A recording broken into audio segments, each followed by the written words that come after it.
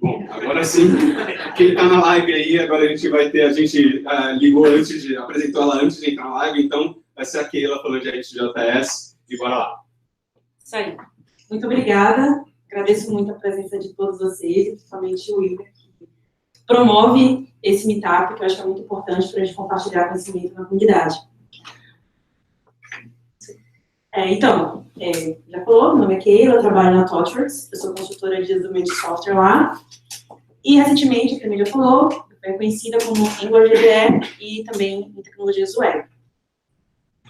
Eu faço parte, antes de vir para São Paulo, eu me mudei tem uns 5 meses. Eu morava em Campinas, então lá eu conheci a galera do Campinas Front-End, então, mesmo estando morando em São Paulo, eu continuo colaborando lá com a comunidade, e ano passado a gente organizou o primeiro Front-End que aconteceu em Campinas. Eu fui apresentadora, vestida de Leia. E esse ano já tem data marcada, vai ser no dia 4 de maio. Já estamos com call for papers abertos. Por favor, quem sonha em palestrar, que nunca palestrou, submetam palestra. A gente quer pessoas novas. E um evento que não é só técnico, mas também vai ter questões de carreira e outras coisas. Então, assim, submetam. Em breve a gente vai abrir as inscrições. Front Campinas. Bom, quando a gente se depara com alguma questão que a gente tem que resolver, que a gente tem que codar, naturalmente a gente tem uma forma de pensar aquele problema. Porque normalmente é a forma como a gente aprendeu a programar.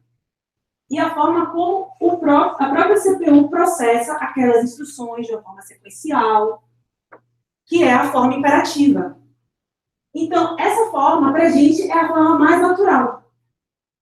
A questão, quando a gente vê um fluxo desse, aquele fluxo de um código, ele tem essa quantidade, tem essa sequência de instruções com algumas condições, né, alguns loops, mas é algo encadeado, sequencial. A gente se preocupa muito no como resolver aquele problema.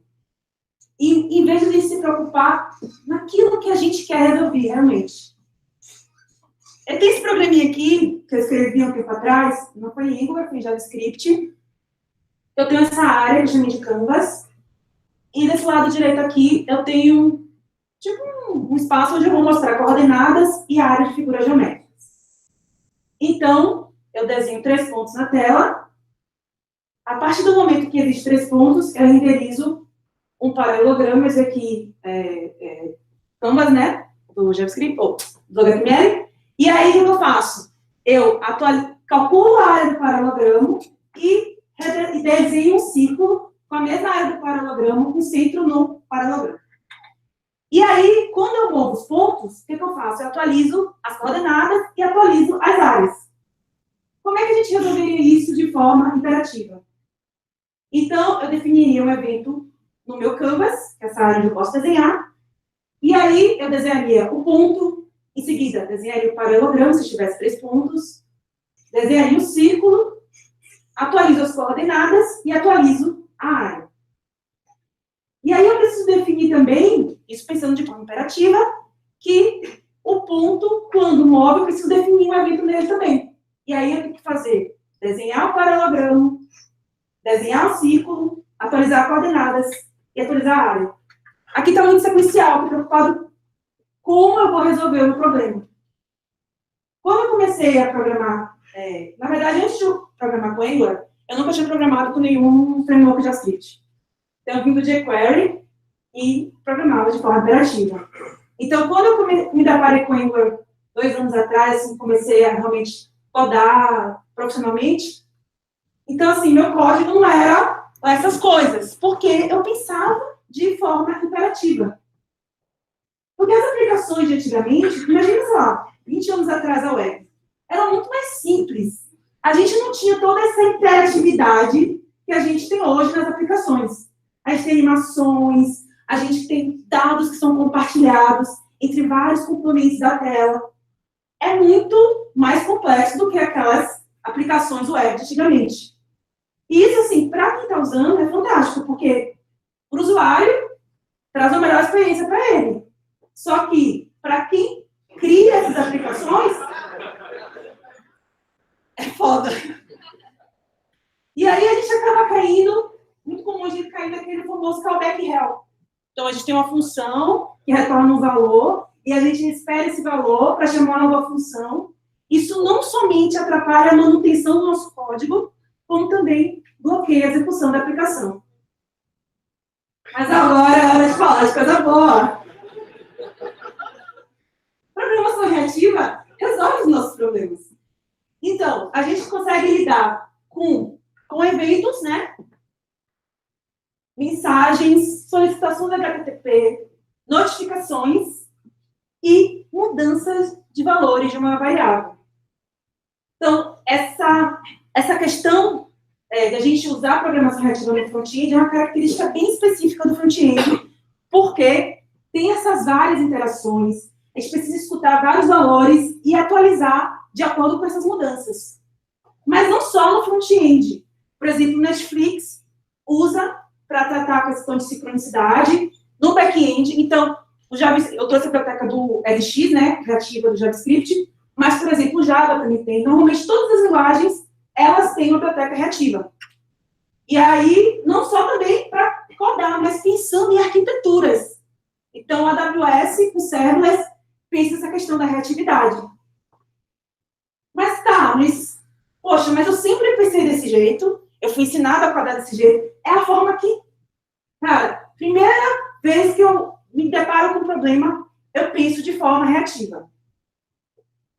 E aí tem uma característica do nosso cérebro, que isso é um estudo científico, que é como ele foca, como ele capta que aquela informação é importante, que é o sistema de ativação reticular. Alguém já vai falar disso? Então, não sei se vocês, já aconteceu com vocês, mas falam assim, nossa, nunca mais vi um Fusca amarelo. Aí você começa a ver vários Fuscas amarelos. Ou então você escutou uma mulher grávida, fala assim, tá grávida, e começa a ver um monte de mulher grávida.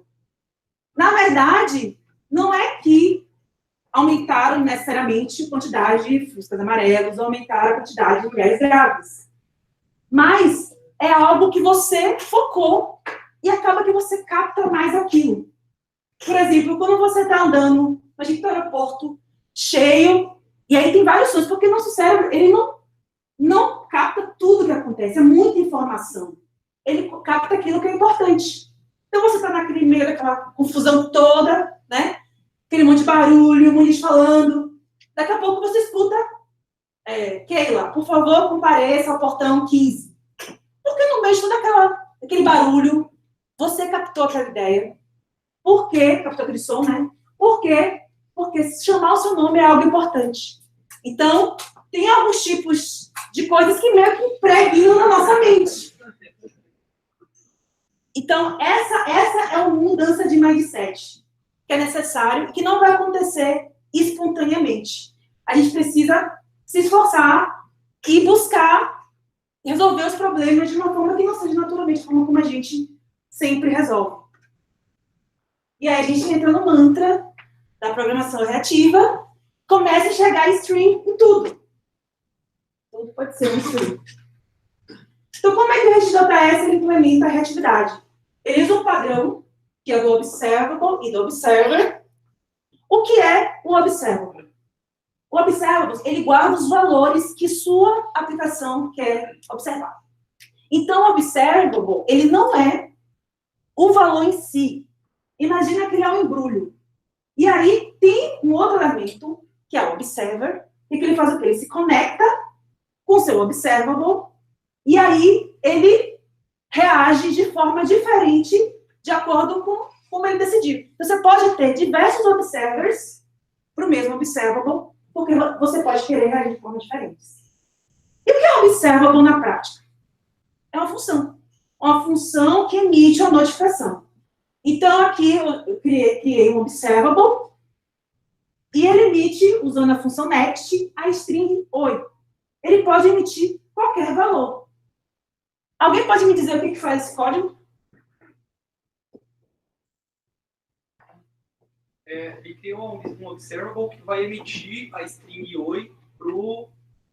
ele criou isso pro observer. Quando ele dá um subscribe, e esse cara dá um next, e ele vai receber o... Opa! Faz parte da palestra, hein? E aí? Obrigada por ter ligado. Na verdade, não faz nada. É como uma ligação. Para que exista, ele consiga realmente fazer alguma coisa, deve existir.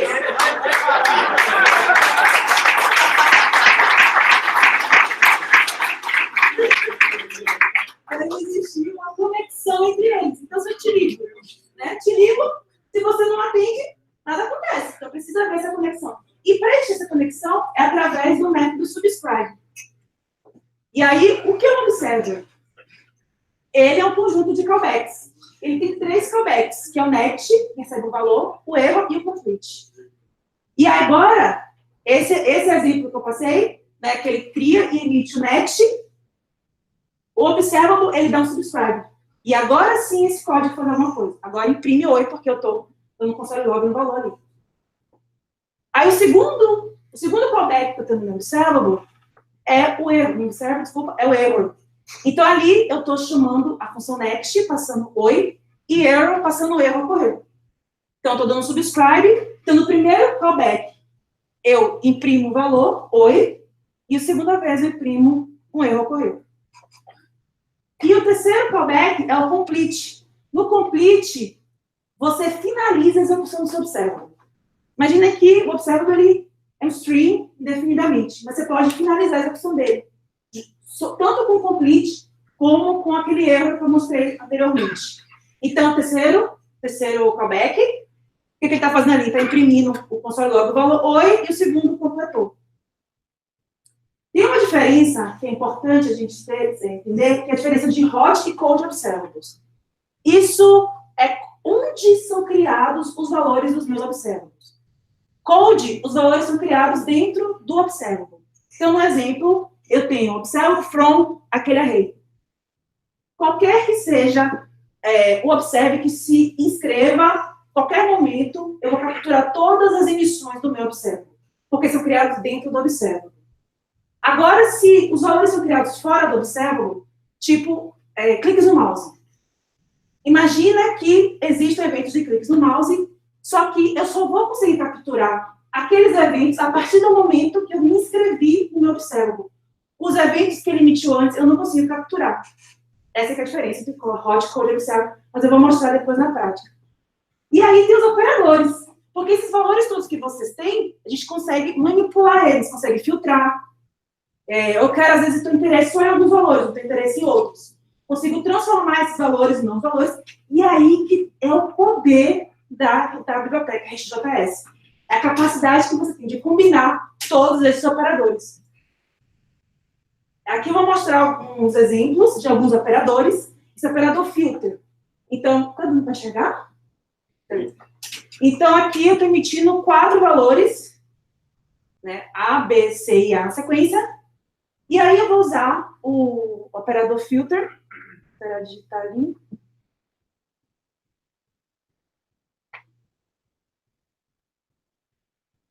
E aí, o que ele vai fazer? Eu quero filtrar apenas alguns valores. Eu tenho interesse no valor A. Eu tenho que usar sempre um pipe para usar os operadores. Então, eu coloco todos os meus operadores dentro de um pipe. E aí, eu filtro, passando uma condição. O valor tem que ser igual a A. E aí, nesse player, é um player, depois eu vou mostrar para vocês, é um player para vocês brincarem com o JS, é bem legal. E aí, vocês conseguem ver quais são os observables que ele emite. Então, no caso, ele só vai emitir 2, que são, eu filtrei, né? Só para exibir, só estou mostrando usar. Uau. O outro operador também para filtragem é o skip while. O skip while dele é o seguinte, tipo, ele emite os valores, só começa a emitir quando a condição é satisfeita. Então, tipo assim, a partir desse momento, abre a porteira, começa a emitir todos os valores.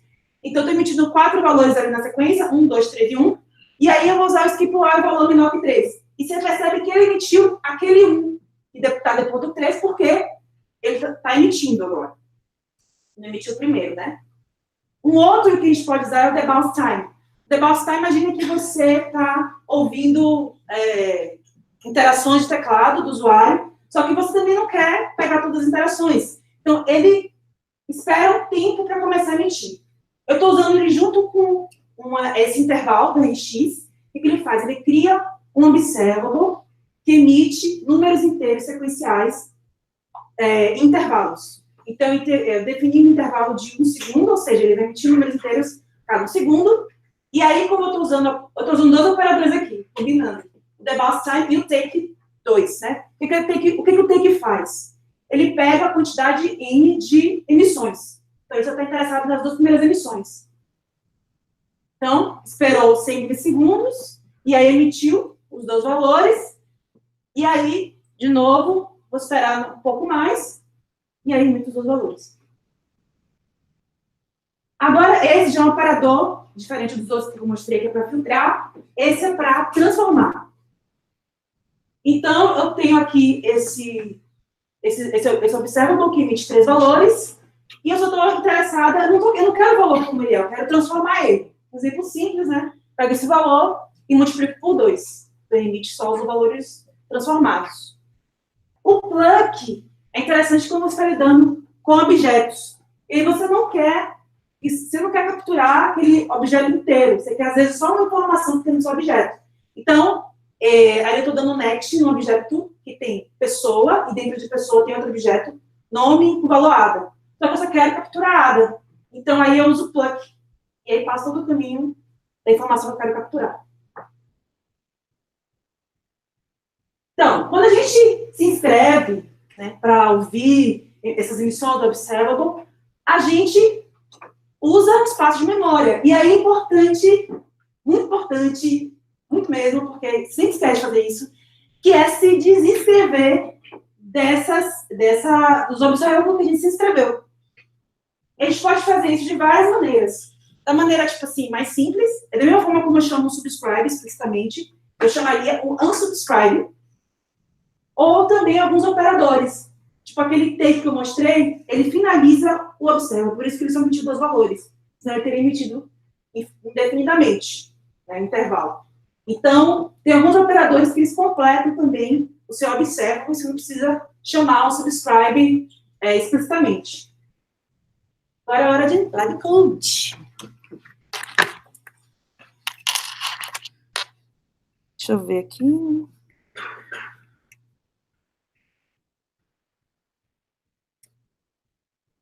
Então, esse aqui é o playground que eu usei para fazer os vídeos.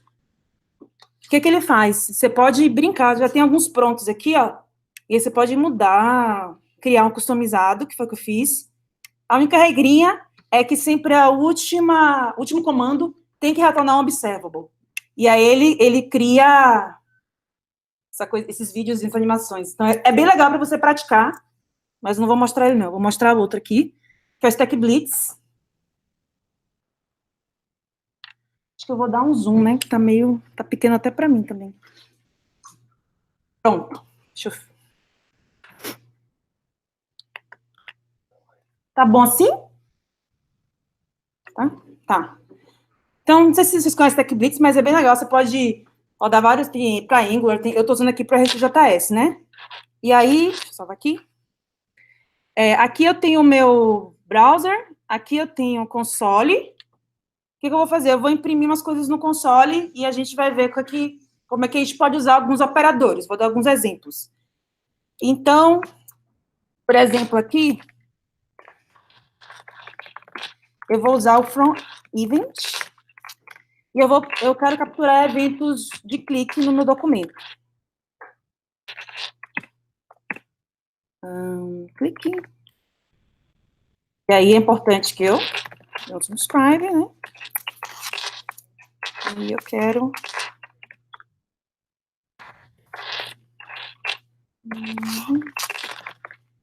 E aí, quando eu salvo aqui, ele emite os eventos, né? Outra coisa que eu posso fazer, eu posso pegar promises e transformar em observables. Então, tipo, eu vou criar uma promise aqui.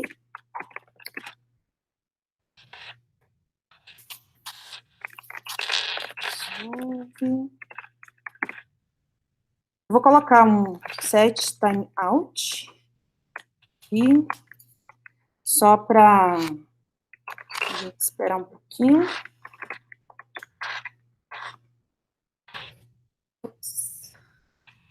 E aí eu vou chamar o resolve Está sendo resolvida.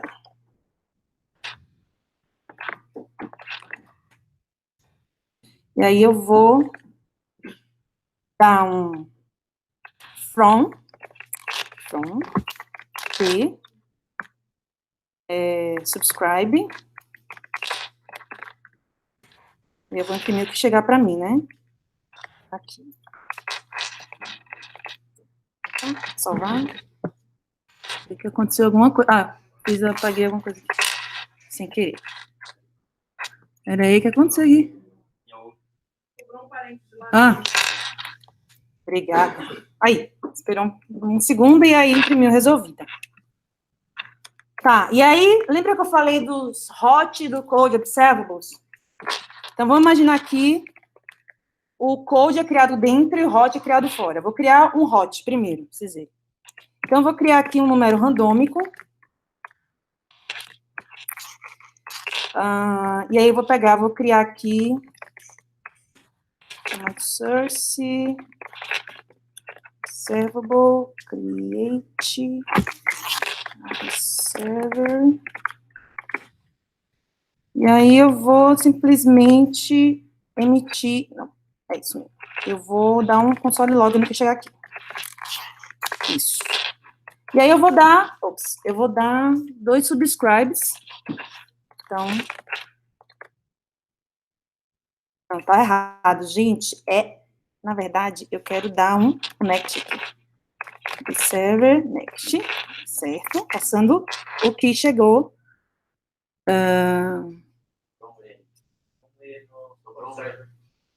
Meu Deus. Ah, tá, valeu.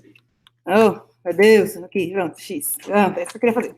E aí eu vou dar um subscribe, obrigada, gente. Subscribe nesse valor. Vou dar 2 vezes para você ver. Ops. Vou dar 2 vezes. Eles compartilham o mesmo contexto. Nesse caso. Né? E aí, agora, se eu chegar aqui, em vez de gerar esse meu número fora, vou gerar dentro. Valores diferentes. Porque eles compartilham contextos diferentes. Então, e um outro que eu posso usar aqui de filtro, esse take until, por exemplo, eu vou declarar aqui uma outra const, e eu posso usar esse off também para criar observables. Eu posso passar o que eu quiser aqui, ó. Vou passar essa lista aqui de nomes aleatórios. João e José. E aí, vou dar primeiro um subscribe aqui, pra gente ver. Né? Pegando todas as emissões. Então, peguei todas. Mas aí eu quero usar o take until aqui, né? O que eu vou fazer? Primeiro eu vou pegar nesse meu observable, vou usar o pipe. Eu sempre tenho que colocar os operadores dentro do pipe. E aqui eu vou passar, tipo, take until, né? Não, desculpa, gente. Era o take a while que eu ia fazer. Na verdade, eu faço take until daqui a pouco. Peraí. Take a while. Aí eu recebo um valor. Confundi. X. Então, take a while, X diferente. Eu só quero receber Ana e Rita. Então, eu vou colocar X diferente. Opa. X diferente de João. Subscribe. Aqui. Pronto, sempre mesmo. O take until é diferente. O take until eu vou usar com os de tempo. Então, já foi o take while, vamos no take until. Então, eu vou criar um intervalo. Vou usar aquele operador que eu tinha mostrado para vocês, o intervalo. Um intervalo de 500 intervalo. Beleza? E aí, eu vou criar um outro aqui, só que é o que fim intervalo. Esse aqui eu vou criar de 2 segundos.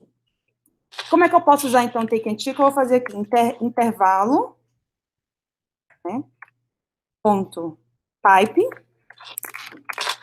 take until, take until, fim intervalo. Ponto subscribe. console.log. Por que ele vai imprimir aqui os números? Porque o intervalo ele gera números inteiros, como eu falei para vocês. Então, console.log x aqui. Série 1, 2 e acabou. Eu posso, para ver que acabou mesmo, tem um operador que chama finalize. O finalize, ele é chamado tanto quando tem um erro, quando chamou completou. Se o seu observable completou, ele vai chamar aqui finalize. Então, eu posso, por exemplo, só para vocês verem aqui, aqui, acabou mesmo. Acabou. Opa. Acho que faltou uma aqui. Peraí que tem... Agora foi demais, né? Pronto. Pronto. Ixi, mas vocês entenderam. E que eu vou mostrar aqui uma coisa legal que a gente pode fazer. Tá, aconteceu um erro no seu observable, mas você não consegue mais emitir mais aquele observable. Mas você consegue fazer algo, você consegue capturar aquele erro e retornar um novo observable. E a gente pode fazer isso, eu vou criar aqui é o último exemplo, viu, gente? É observable. Não, desculpa, tá, create. Samuel observer. Eu fiz tudo errado aqui, não é assim não. Me empolguei com o negócio aqui, ó. Então, beleza. Aí, eu vou emitir aqui o meu observer. Vamos emitir aqui os valores, né? Vamos aqui os nomes também de novo aqui. João, beleza. E José.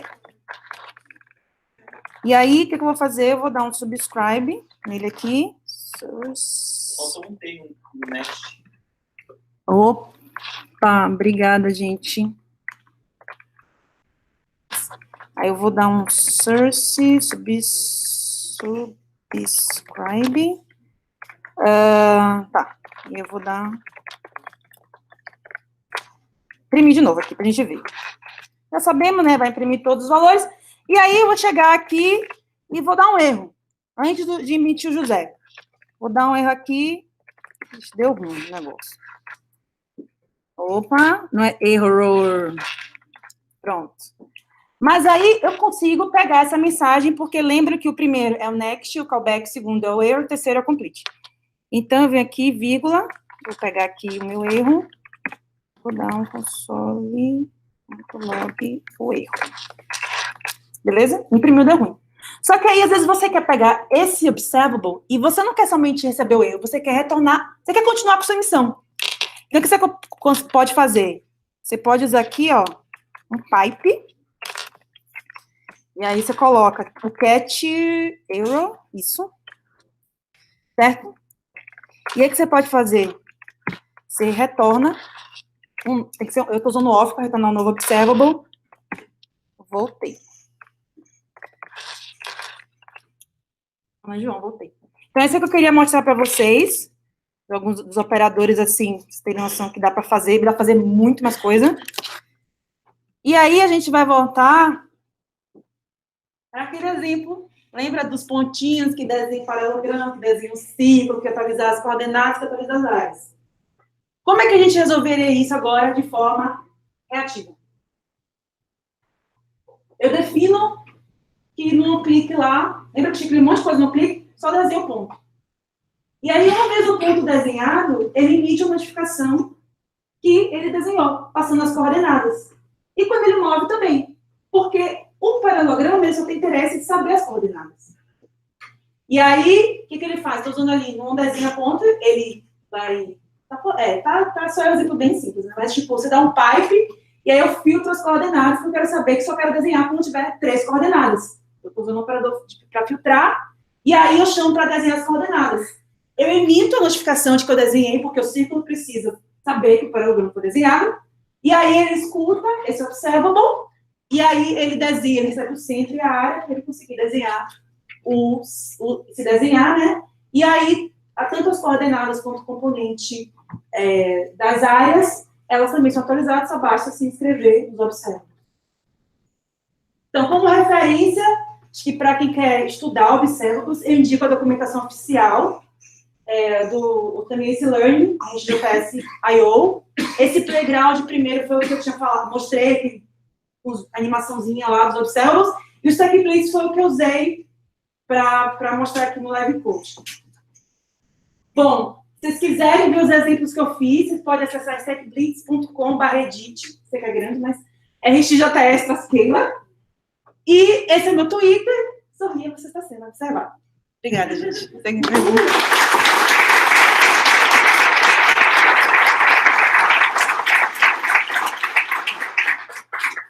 Sempre bom ver uma mulher arrasando no palco. Eu falei brincando naquela hora que fazia parte da apresentação, a chamada do celular, e acertei no chute. Eu falei, eu escutei, eu não sabia. Eu chutei. Bom, a gente tem 10 minutinhos para perguntas ainda antes das próximas palestras. Eu tenho certeza que esse não é um assunto simples. Quem viu pela primeira vez aí deve estar com a mente meio travada e é normal, tá? Então, tenho certeza que deve ter perguntas sempre daquela. Quem quer fazer uma pergunta? Espera aí que eu vou passar o microfone.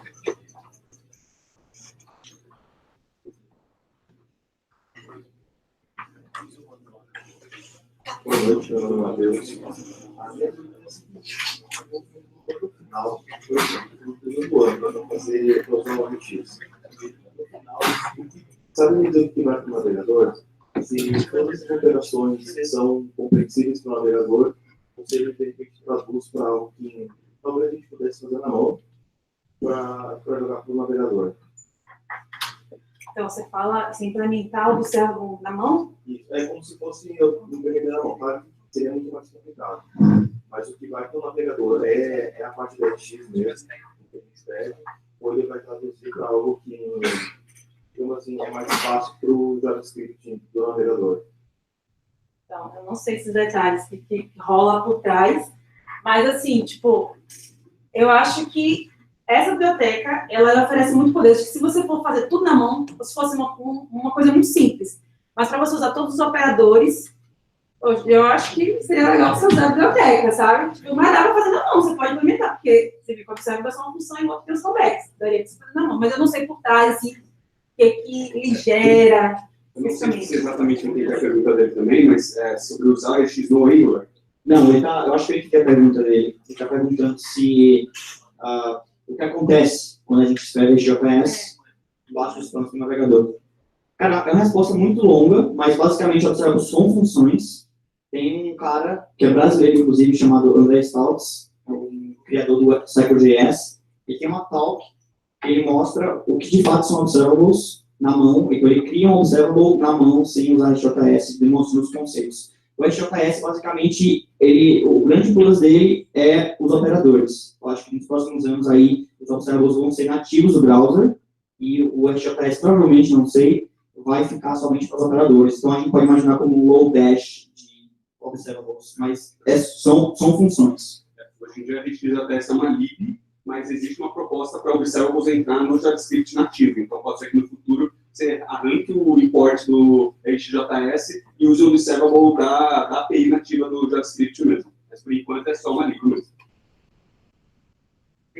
Tem espaço para pergunta?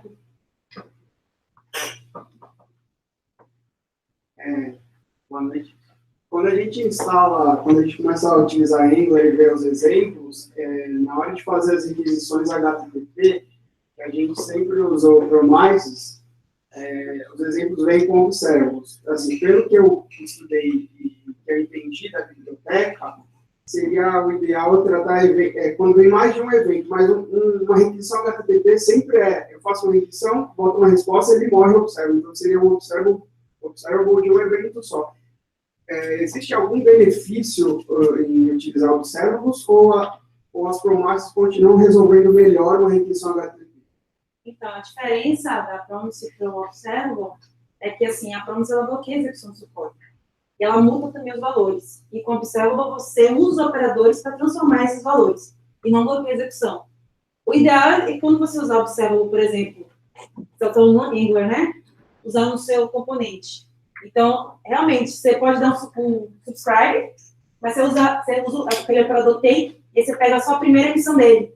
Então, você que ter lá e dar um subscribe, ou você usar, se estiver usando um template, usar o Python assim. minha opinião com relação você pode perguntar, primeiro que ainda não usamos, mas requisições HTTP, elas podem ser, no futuro a gente vai poder usar, servidores vão começar a usar stream. Então você vai poder trazer, em vez de trazer uma requisição só tudo num único evento, você vai poder trazer, por exemplo, chunks de JSON ou de HTML. Ainda não usar. Mas isso vai se tornar mais comum. Mas mesmo se você só tem um evento, o bacana dos observables é você combinar eles. Tá? E daí você, quando tudo é um observable, e aí vem essa mentalidade, aquele GIF ótimo que ela colocou lá da tudo é um observable, é que você começa a combinar esses caras. Mesmo que ele só tenha um evento, você consegue combinar eles de uma maneira muito mágica, que você também pode fazer com promise, só que você tem uma interface única. Em vez de você ficar usando o observable de um lado, promise do outro, tudo é promise, é uma API comum, e você consegue combinar eles de formas muito avançadas. Então, com o tempo, você começa a brincar, isso daí é viciante, você vai cada vez mais querer usar o observable para tudo e vai esquecer das promises.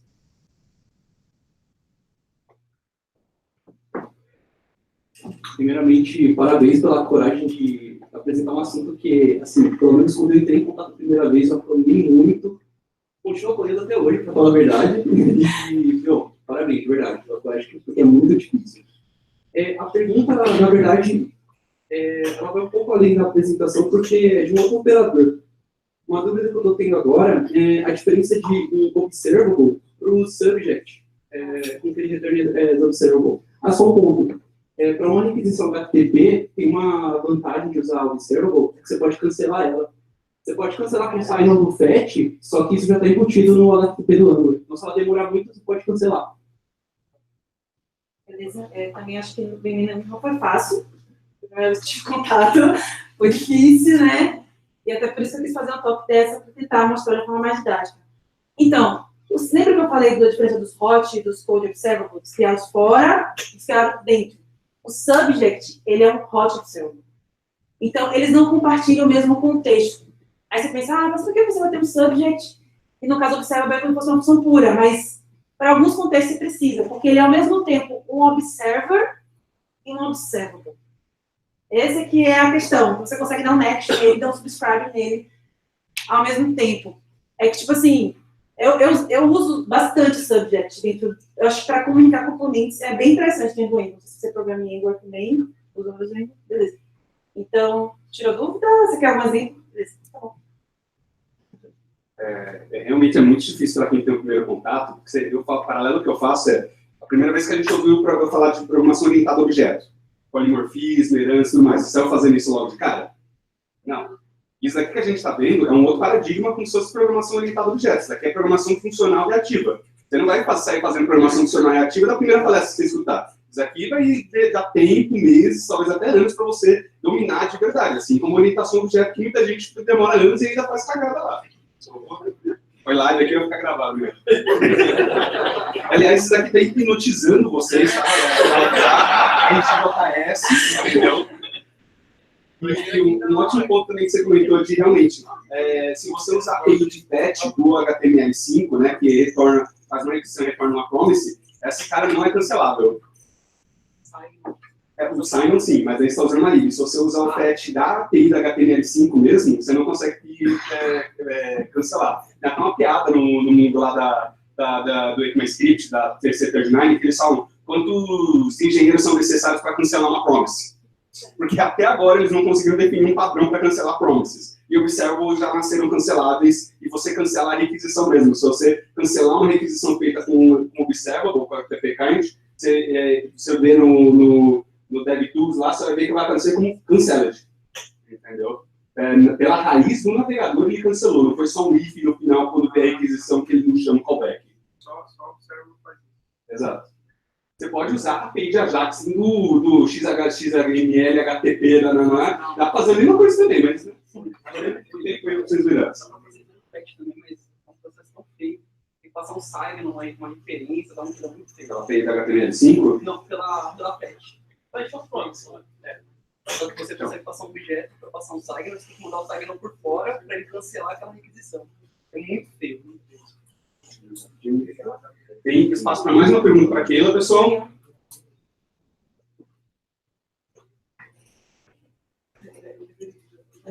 Qual que é a diferença de usar um pipe finalize ou ir para o terceiro callback da requisição do subscript?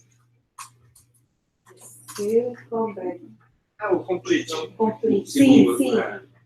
Pode, porque o complete é o seguinte, o complete é só quando você invocar, você não invoca o next, o erro, você pode invocar o complete, seu observer. Então, você vai chamar o complete, ele vai cair no terceiro callback. O finalize, ele cai tanto para quando ocorreu o erro, quanto deu um complete. Por exemplo, eu usei esses dias para fazer um load no botão.